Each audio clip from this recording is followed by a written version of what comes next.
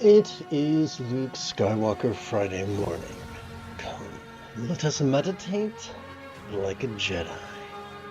We could begin by reciting a passage from Vast Expanse of the Diamond-like Mind, also known as Dorje Sempa Namka Che, composed approximately 14 centuries ago by Prahe Vajra, translated from the Tibetan by Chokyo Namkai Norbu, translated from the Italian by Adriano Clemente, adapted and amplified by yours truly. So let's relaxingly recite this passage 4 times together.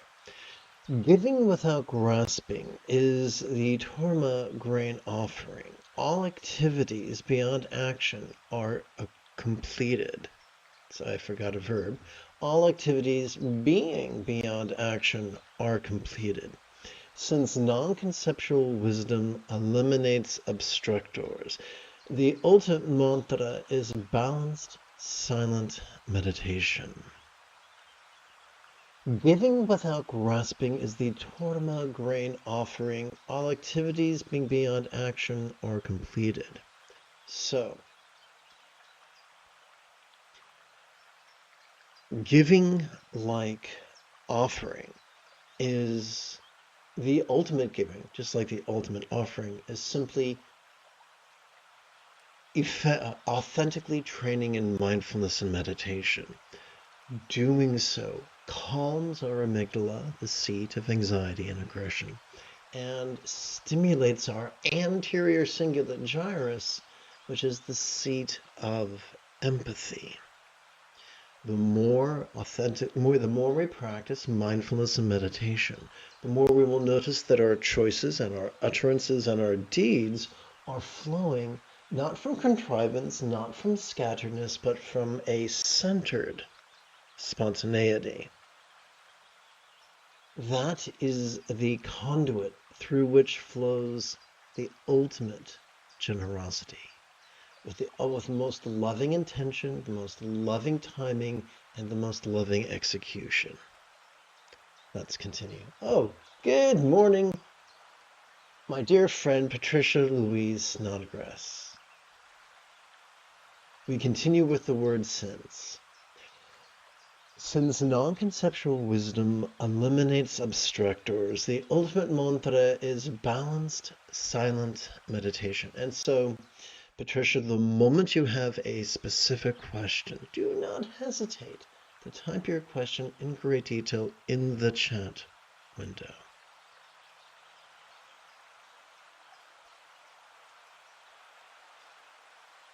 There are many who insist that mantra literally translates as a mind protection, and that people in days of yore would recite various mantras in an attempt to protect their minds from hate and fear and greed and despair and the like.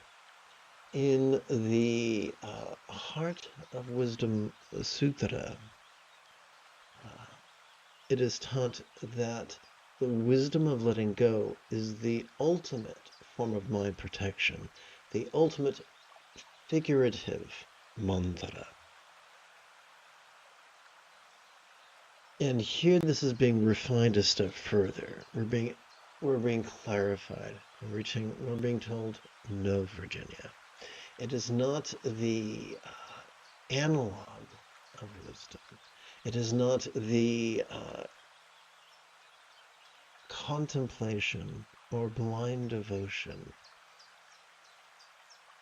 that relies upon our dorsolateral prefrontal cortex,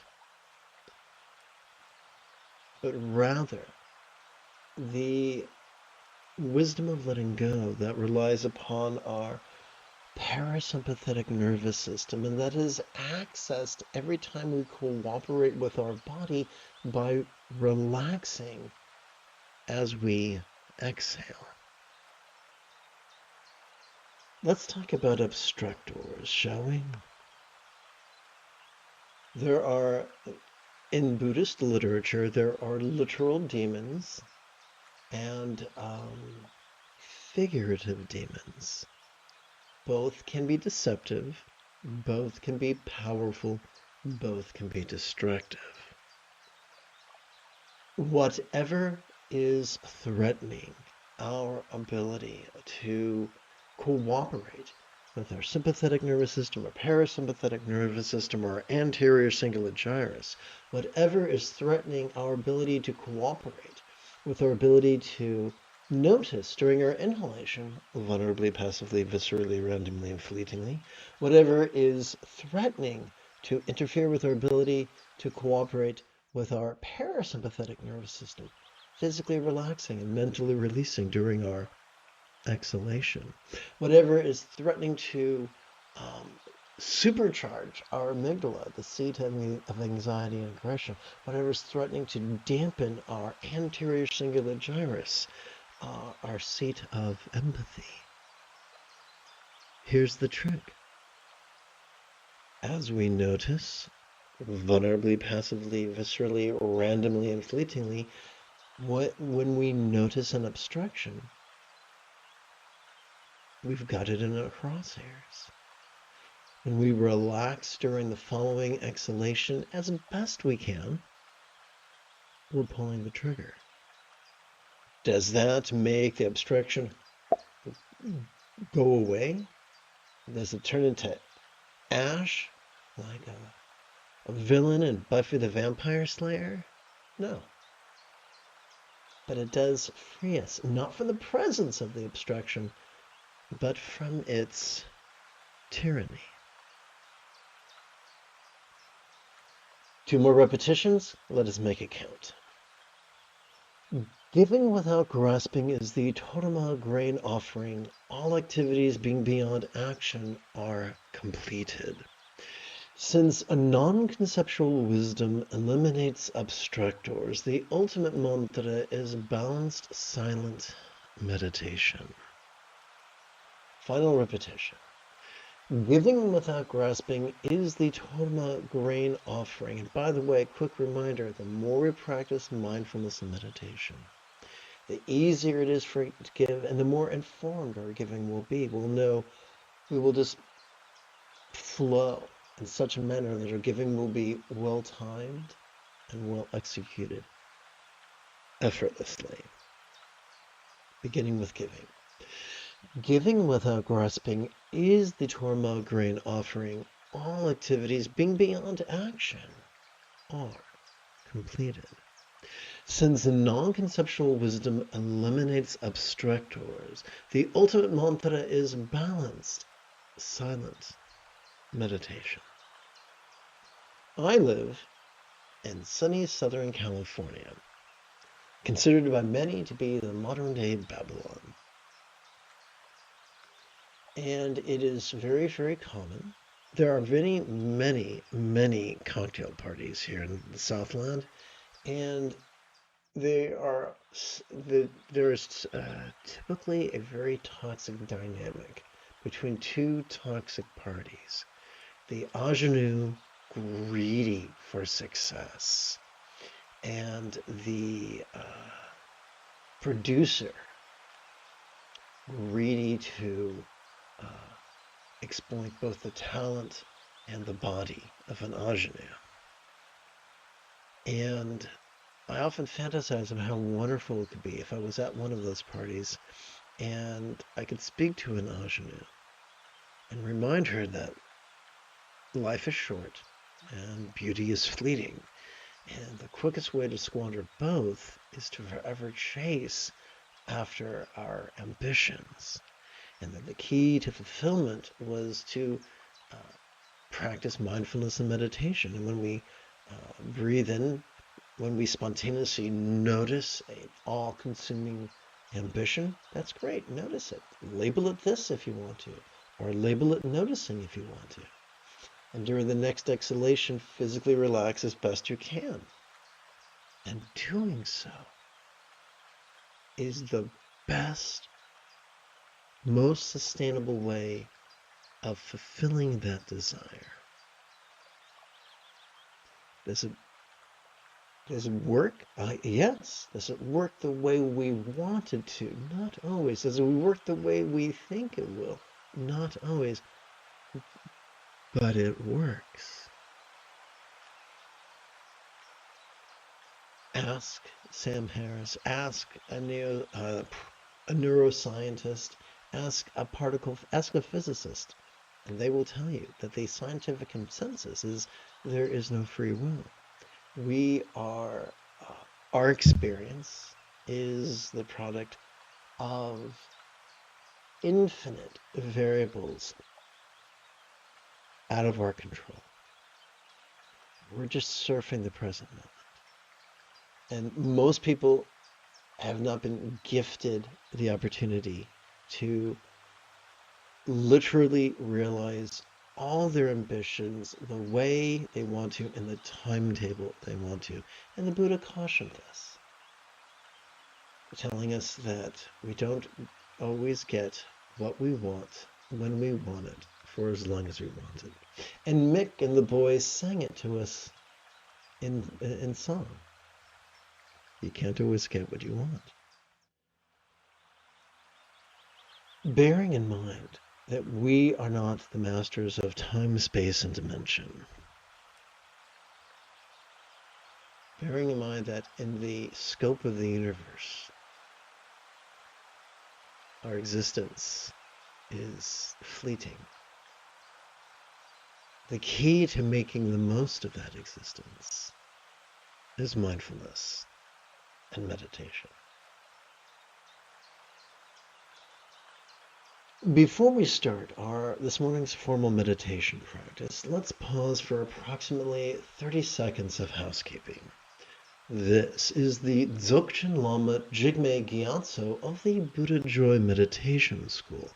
For more than 30 years, I've harnessed my autistic special interests as well as my ADHD hyperfocus to spend about 8 hours a day, almost every day, studying, practicing, mastering, and reverse engineering the teachings and techniques of each school of meditation so that I can become your personal, nerdy, neurodivergent guide to nirvana.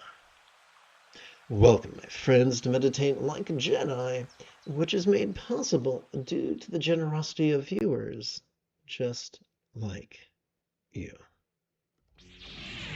Let us turn to the latest iteration of very easy meditation practice text, Sadhana, if you're nasty. Please chant with me. Whatever comes, may all beings notice, relax and flow. Whatever stays, may all beings notice, relax and flow. Whatever goes, may all beings notice, relax and flow.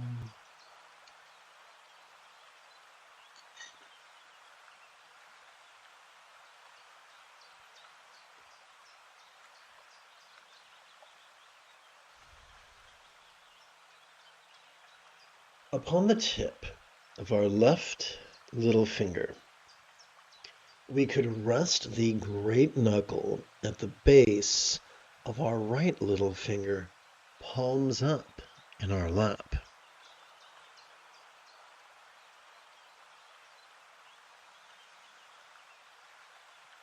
Let's take a moment to review the mechanics of mindfulness, shall we?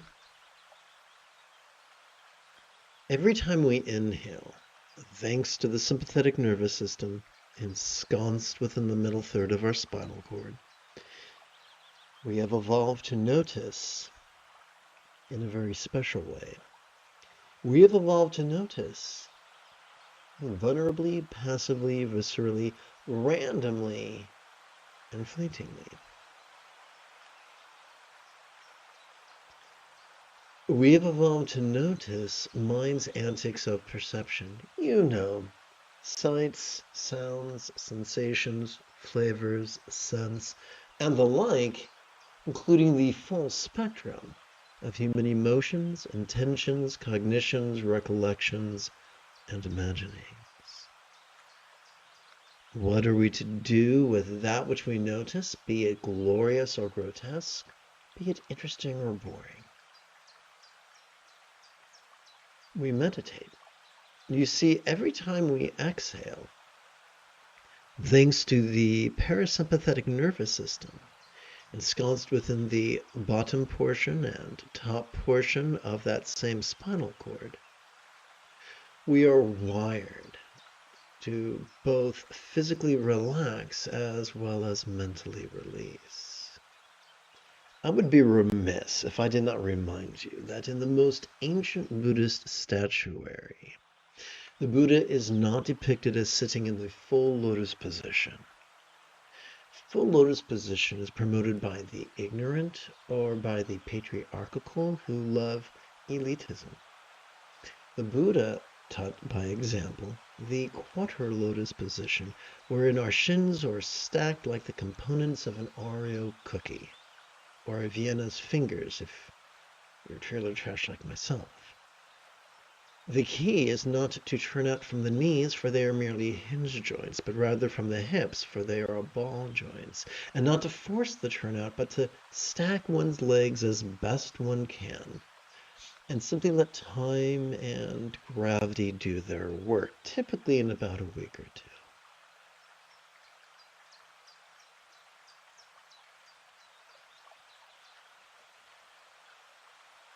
The part of our body where it's easiest to, well, let me rephrase this.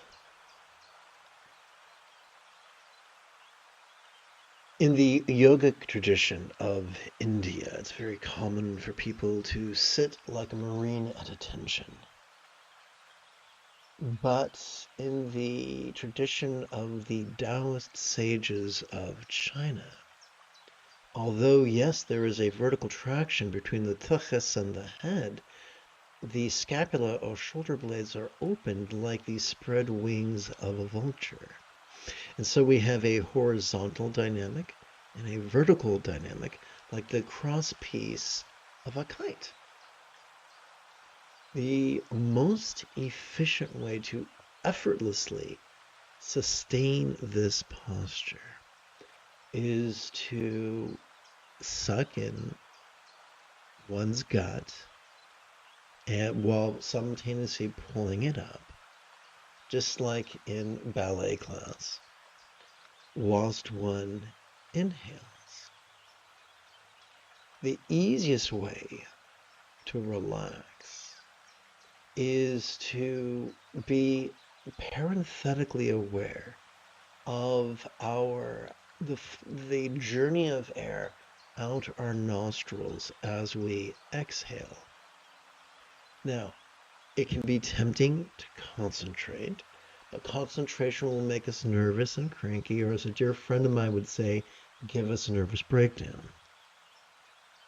So we give ourselves permission to just notice and to be imperfect and to have learning curves.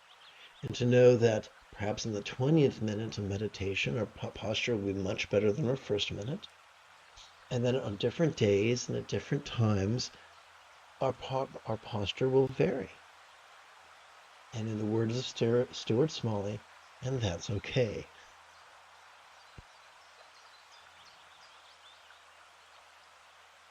So what is the most efficient manner for us to cooperate with our sympathetic and parasympathetic nervous systems? Super easy. We could silently and mentally recite the verbs noticing and relaxing in harmony with our respective inhalations and exhalations. Together, let us practice right now.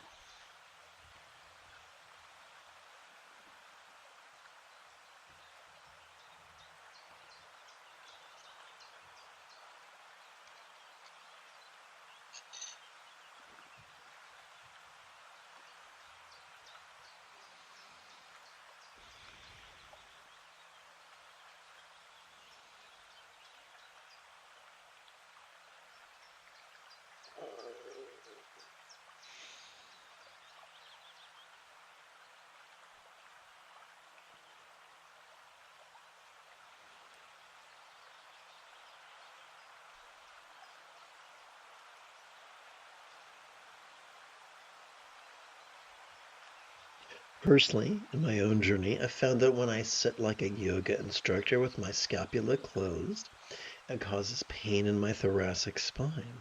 I found that when I sit like a Taoist master with my scapula open, my thoracic spine is much happier.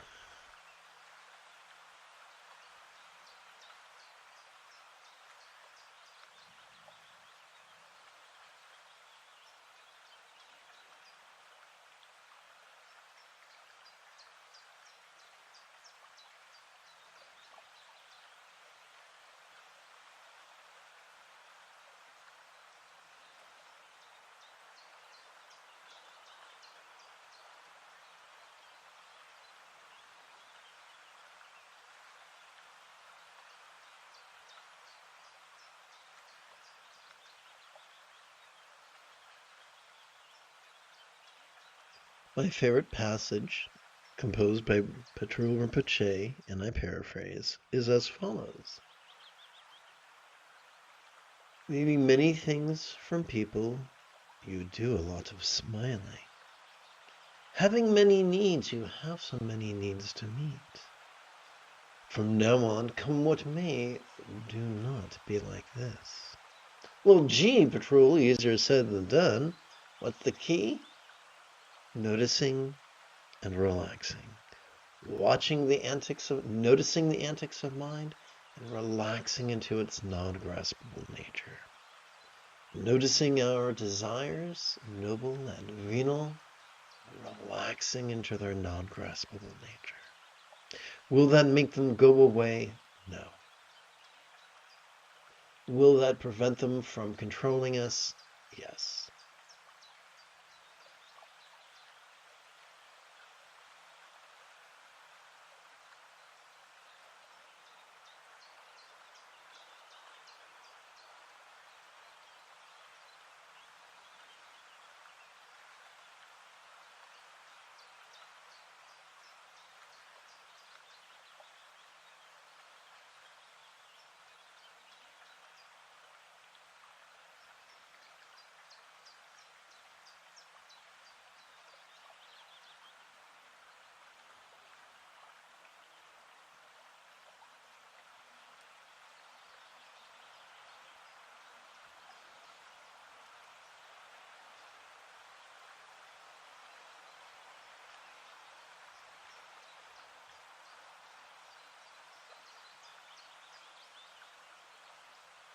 The sevenfold posture of Vairochana sounds like we're being asked to rub our belly and pat our heads, walking backwards while chewing gum and blowing bubbles. The easiest way to do it on autopilot is to suck your gut in and up as you breathe in and relax as you breathe out.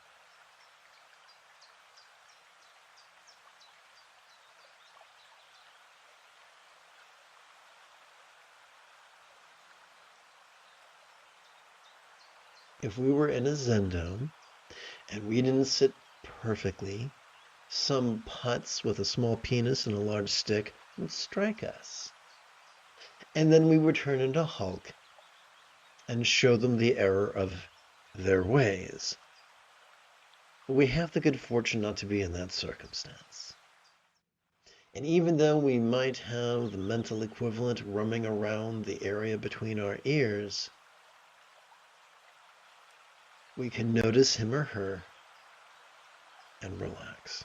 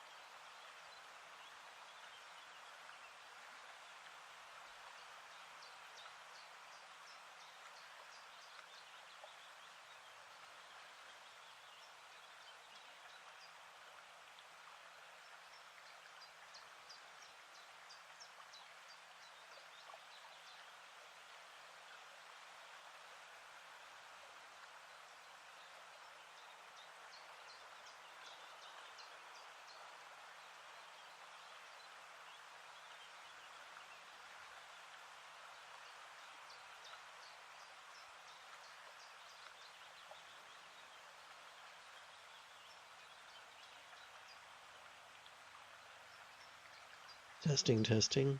Good.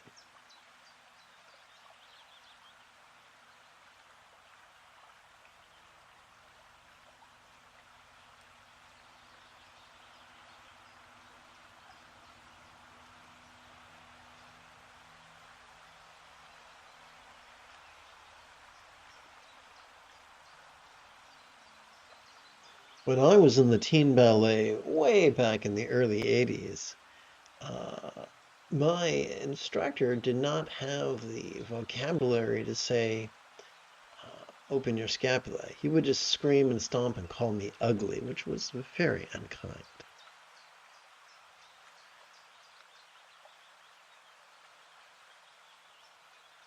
Albert Einstein is said to have reminded folks that any educated idiot can make things more complicated, more difficult, and more violent. But that it takes a lot of courage and a little bit of genius to move in the opposite direction. There was a time I would try to keep in mind all 7 points of the Vajrachana posture, like a guy in the Ed Sullivan Show trying to spin plates upon wooden dowels. But as I've aged, I've had the good fortune to learn that the 7-point posture of Vajrachana can be put on autopilot in harmony with our breathing.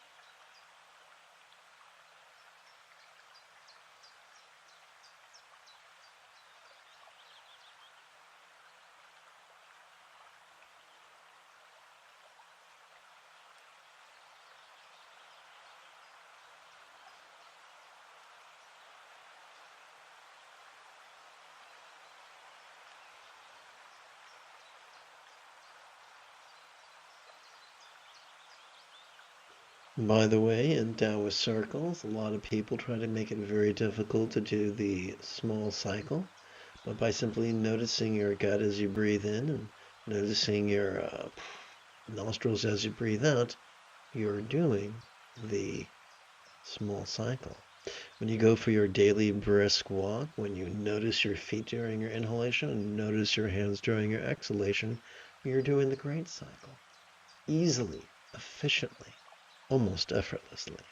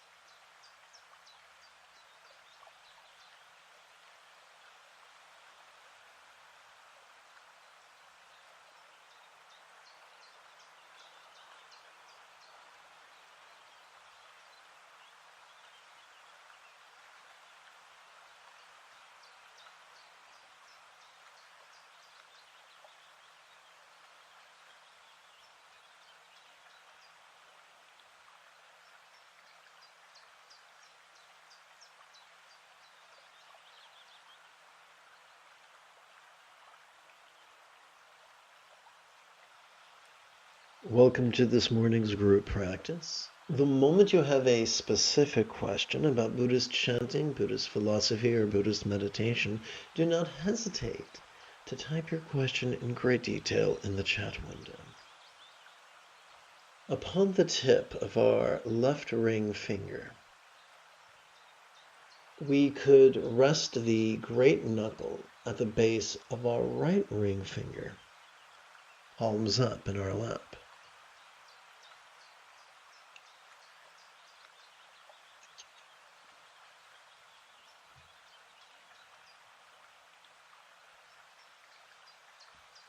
Let us take a moment to review the mechanics of mindfulness. Every time we inhale, thanks to our sympathetic nervous system, we have evolved to vulnerably, passively, viscerally, randomly, fleetingly notice all manner of phenomena. From the external to the internal, from the physical to the mental, from the pleasurable to the painful, from the interesting to the boring, from the glorious to the grotesque. But what are we to do with that which we notice? Excuse me.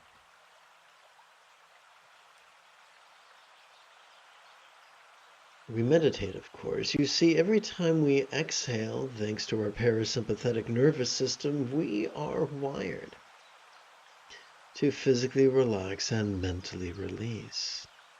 So as we sit upon our cushion, upon the floor, let us remember that the most ancient Buddhist statuary depicted the Buddha not sitting in an elitist full lotus posture, but in an egalitarian quarter lotus posture.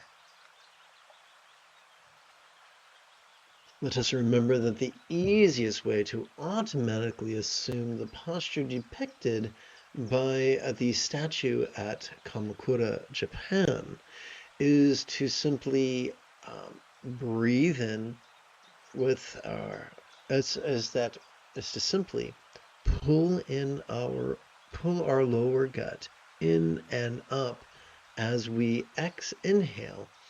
And the easiest way to relax is to coordinate that relaxation with the departure of our breath through our nostrils as we exhale. The most efficient way that we can cooperate with both our sympathetic, parasympathetic nervous systems as well as our empathetic anterior cingulate gyrus is for us to silently and mentally recite the verbs noticing and relaxing in coordination with our respective inhalations and exhalations. Remember, the moment you have a specific question about Buddhist recitation, Buddhist meditation, or Buddhist philosophy, do not hesitate to type your question in great detail in the chat window. I check for questions approximately once every 8 to 12 minutes.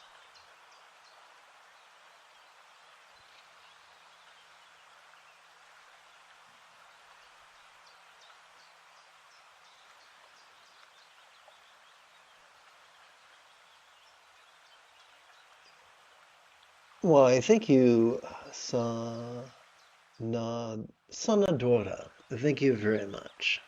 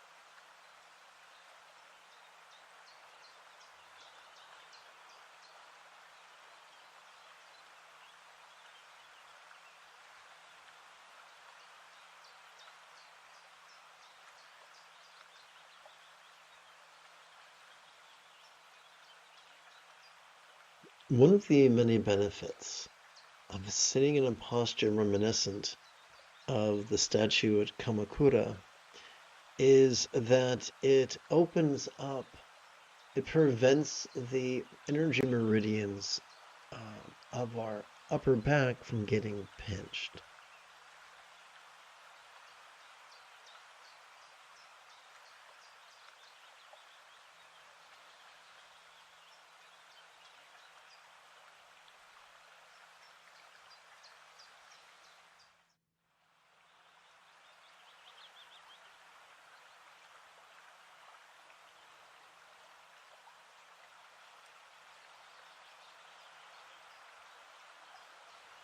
Some Japanese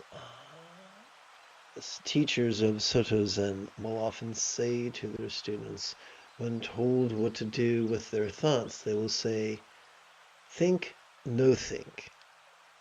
And because English is their second language, what that really means is, as we relax into our exhalation, whatever thoughts we noticed during our previous inhalation could feel as non-graspable as if they were not there.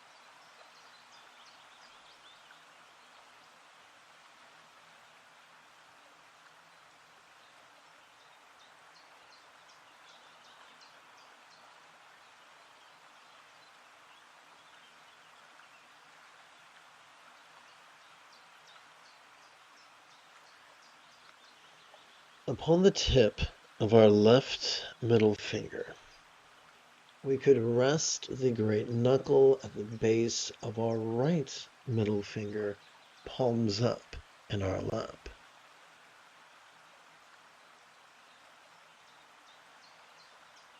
Every time we relax into our exhalation, whatever duality of lack or boon we might have noticed during our previous inhalation could begin to feel as if it was melting into the simplicity of just the circumstantial.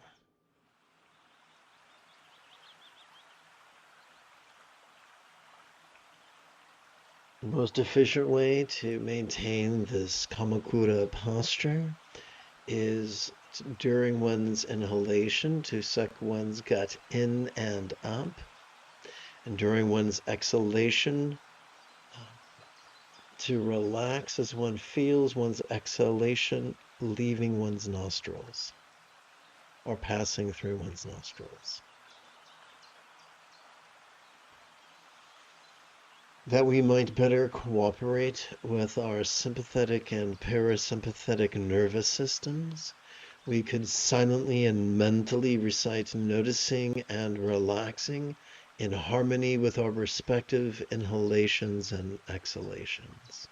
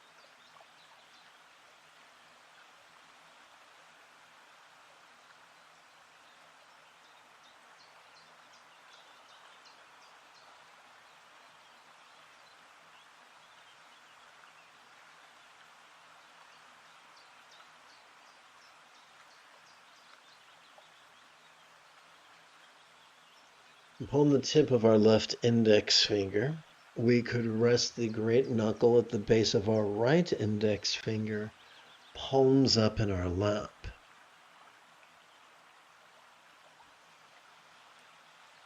As we relax into our exhalation, whatever hatred we might have noticed during our previous inhalation could feel as if it was melting into mirror-like wisdom.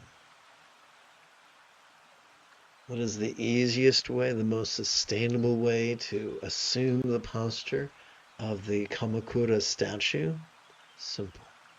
During our inhalation, we can suck our gut in and up. And during our exhalation, we can relax as we notice our breath passing through our nostrils.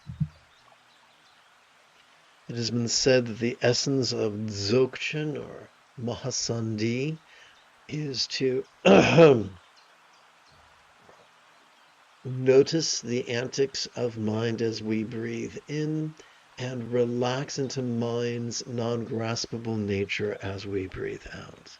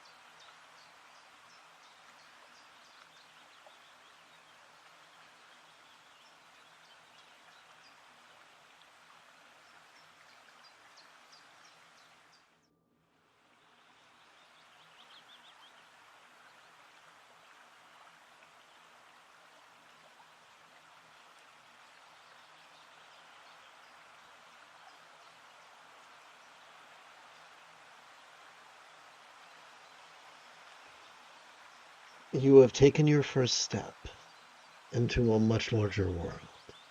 If you feel that I have earned it, you could give this live stream a thumbs up. You could even help support this channel. In approximately 11 hours, I would very much like to return to lead today's evening meditation class and group practice.